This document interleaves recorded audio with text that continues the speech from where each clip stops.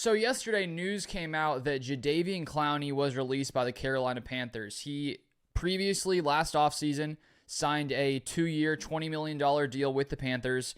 With incentives, it was worth up to $24 million per year, but they decided to part ways 1 year before his contract actually expired because he would have been a free agent after the 2025 season. And so now with where the Packers stand, the question is, should the Packers sign Jadeveon Clowney? There's no doubt that one of the biggest weaknesses on this Packers team last year was their pass rush. It was consistently a problem. The Packers were 20th in QB pressure percentage according to NFL Pro. And so I totally thought the Packers would target edge rusher, defensive line, somewhere in the first few rounds, but that is not what happened. They didn't wait. They didn't draft a defensive lineman until round 4. Texas's Barron Sorrell. Then, of course, Colin Oliver, round 5. Warren Brinson, interior defensive lineman, round 6. And so the question still stands, do the Packers, with their current makeup of defensive line, specifically edge rusher, is it good enough for the Packers, or should they consider adding someone like Jadeveon Clowney? I honestly think, looking at how Clowney performed last year, it's honestly a no-brainer in my mind to bring Clowney in. And it's for the simple fact that if you look at the Packers' edge rushers from last season, I this morning pulled up their win percentage according to PFF. Let me just read these off from top to bottom. Brenton Cox, first among the Packers edge rushers, 14.8% win percentage. Rashawn Gary, 12.2% win percentage. Lucas Van Ness, 9.5% win percentage. And then JJ Enagbare last there at 6.6% win percentage. And here is Jadeveon Clowney's win percentage last year, 14.9%. So if Clowney were to come into Green Bay, just based off this statistic last year, he would be first, the most effective Packers pass rusher when it comes to win percentage. And so the fact that last year he signed a 2-year, $10 million deal, a little bit more, up to $12 million per year with incentives, I just think that it's a pretty easy decision in my mind. And now it's more complicated than that, just the Packers wanting him, because he does have the ability to sign with whoever wants him. And so there could be other contenders out there that decide that maybe it's worth it to bring in Clowney on a 1-year deal potentially.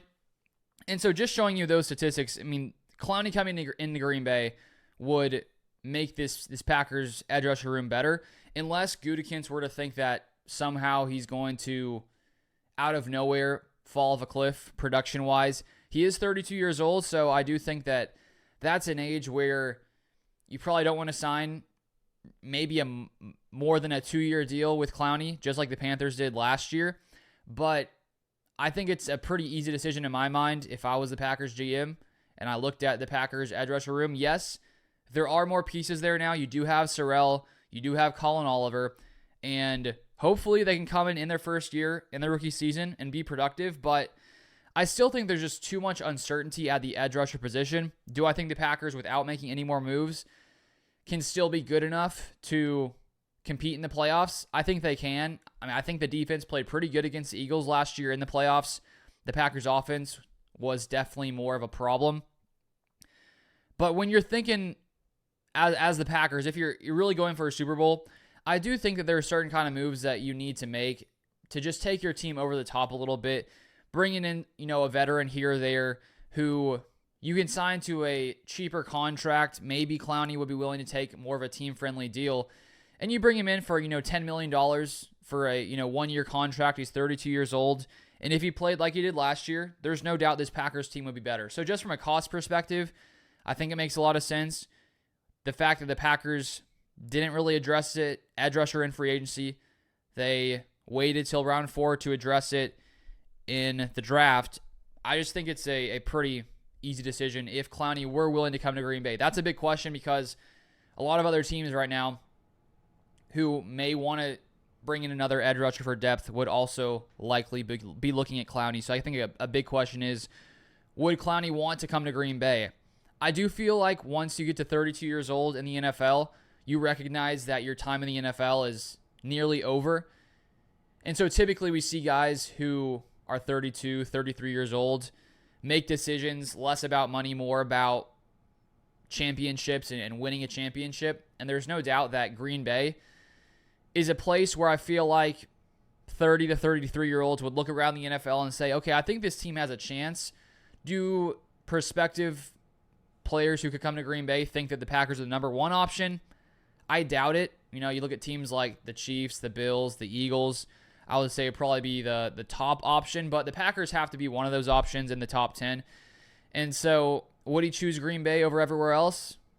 It's a possibility, and maybe it does come down, to see which contenders are offering you what kind of money. So if the Packers brought him in for, a 1 year, $10 million deal, 1 year, $12 million deal, I don't think it would be too risky. And you add in another edge rusher in a position where you're weak. So I think it's a pretty easy decision in my mind. There are still some other free agents out there at edge rusher. We have Von Miller. He's 36 years old. It's pretty crazy. I was looking up these top 5 or 6 edge rushers who are available, have still not been signed as free agents. You have Von Miller, Matthew Judon, Preston Smith, Zadarius Smith. Now you got Jadeveon Clowney, DeMarcus Walker. And out of all those guys, Von Miller, he was actually tied with Zadarius Smith, but Von Miller had an 18.4% win percentage last year, and he just turned 36. And so if he was 32, I'd say signing him would be a no-brainer.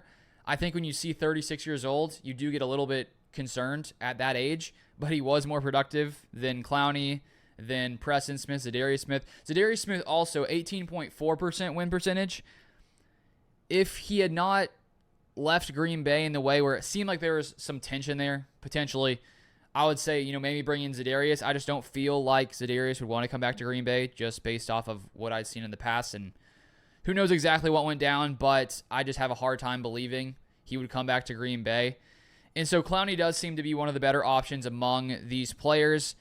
And so we'll keep an eye on this, see if anything comes of this. The Packers, were a little bit active in free agency, signing Aaron Banks as well as Nate Hobbs. But I just think that it's pretty simple. Clowney was productive last year as a pass rusher. He's somewhat cheap compared to the rest of edge rushers in the NFL, with guys making $40 million per year. And if you could pay someone $12 million for a team that you have hopes of making a Super Bowl run in the playoffs, I just don't think it's too hard of a decision. So those are my thoughts. If you want more Packers content, feel free to subscribe down below. You can follow me on Twitter/X as well. I share some thoughts occasionally on the Packers there. So I'll leave that link in the description down below if you use Twitter/X.